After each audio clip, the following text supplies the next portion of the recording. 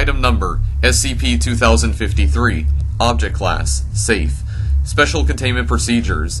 SCP-2053-1 is kept in a standard containment locker at Site.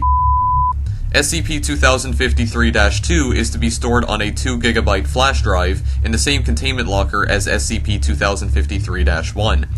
Once a month, one Level 2 researcher is to remove SCP-2053-1 from this locker and attempt to rotate the object's faces.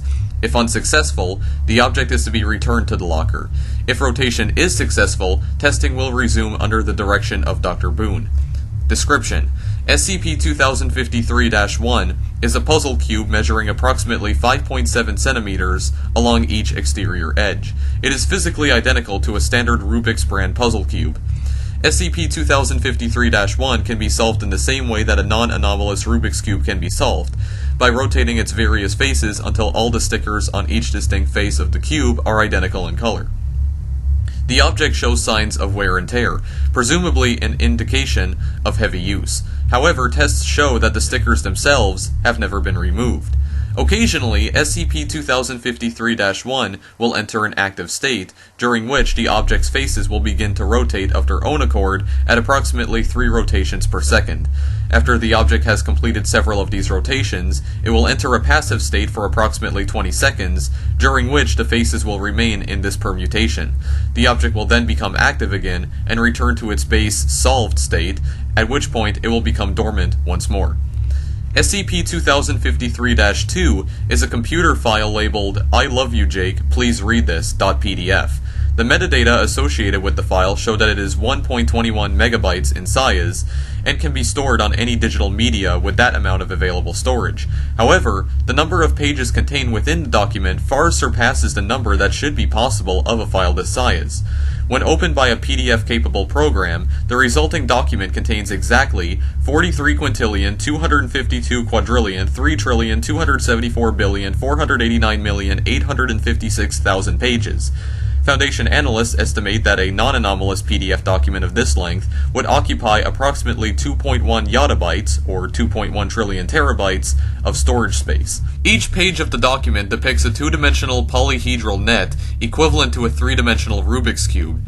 The diagram on each page is colored in such a way that it corresponds to a possible permutation of SCP-2053-1. Displayed below each diagram is an English phrase or sentence in a nondescript black typeface. Using computing assets obtained from Incorporated, personnel assigned to SCP-2053 have created a digital database containing all of these diagrams and their corresponding phrases.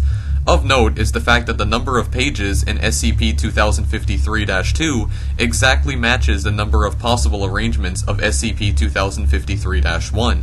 This implies that for every possible permutation, there is a corresponding phrase. By physically rotating the faces of the cube to match a permutation contained within SCP-2053-2, communication with SCP-2053-1 is possible, using the phrases given in the document. Interview Log 2053-01. Notes: for the purposes of this experiment and subsequent interviews, Dr. Boone has set up a device which quickly analyzes each passive state permutation of SCP-2053-1, and cross-references this against the contents of SCP-2053-2 to produce the corresponding phrase. At the same time, another program is used to search SCP-2053-2 for specific desired phrases, such as "What is your name?" and translates these phrases back into their corresponding permutations. These two programs are used in tandem, essentially to decode incoming communications from SCP-2053-1 and to encode phrases directed at SCP-2053-1. This allows Dr. Boone to open a dialogue with SCP-2053-1 to determine the nature of the entity associated with it.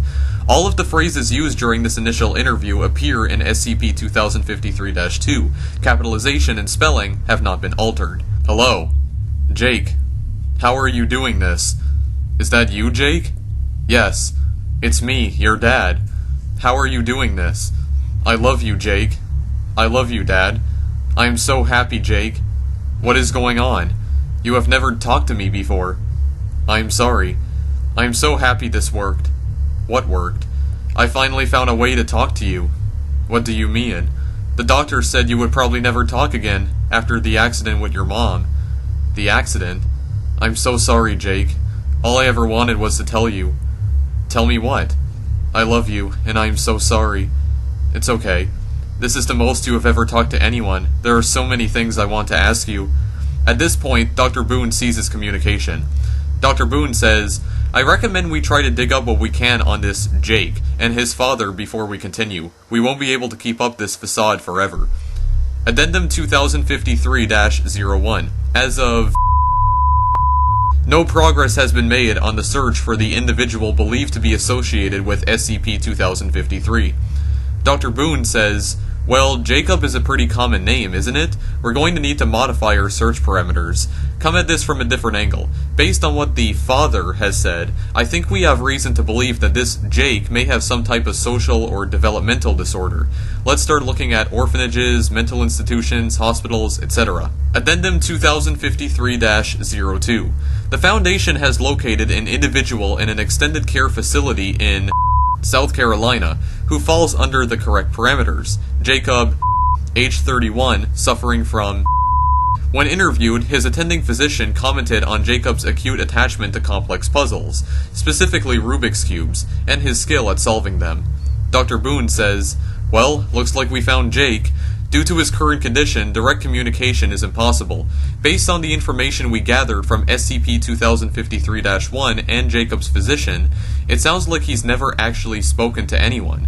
I recommend we keep the son out of the equation and continue interacting with SCP-2053-1 under this facade.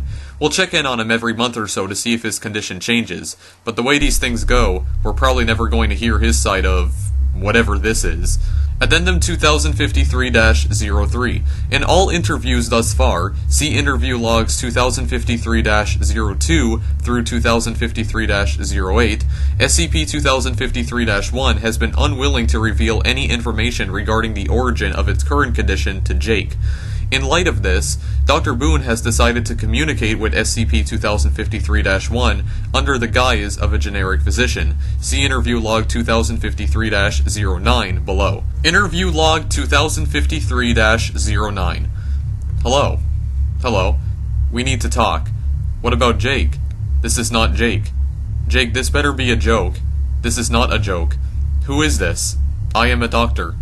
Where is my son? Your son is safe. What have you done with Jake? Your son is safe. Give me to my son. I need to ask you some questions. What have you done with Jake? Jake is being taken care of. Give me to my son. I need to make sure he's okay. I can't do that. Why not? What happened? I can assure you Jake is perfectly safe. Please don't hurt my son. Oh God, he just came back to me. If you answer my questions, I can give you more information about your son. What do you want? Are you aware of your current condition? Yes. Could you explain how you ended up in your current condition? I just wanted to talk to my son. He's a special boy. He loves his puzzles. But ever since the accident with his mom, he won't talk to anyone. He spends all day playing with his cubes. The doctor called it progressive mutism. 9 years. I just wanted to talk to my son. Could you explain how you ended up in your current condition? I met a guy who said he could get Jake to talk. He knew a doctor in Virginia or something who could fix Jake. I just wanted to talk to my son. This man turned you into a Rubik's Cube. It worked, didn't it? I got to talk to my son after 9 years of nothing. I suppose it did. Please, can I talk to my son again? Give me to him. I'm sorry, that is impossible at the moment. Why? What happened? Jake is unable to communicate at the moment. Oh God, what did you do to Jake? You bastards better not hurt my son, I swear to God. Where is my son? I would like to ask you a few questions first. Where is my son? At this point, SCP-2053-1 enters a dormant state, apparently stuck in this permutation. Since the conclusion of this interview, all attempts by Dr. Boone and assisting personnel to rotate any of the object's faces have been unsuccessful. The following image depicts the page from SCP-2053-2, which corresponds to the current permutation of SCP-2053-1.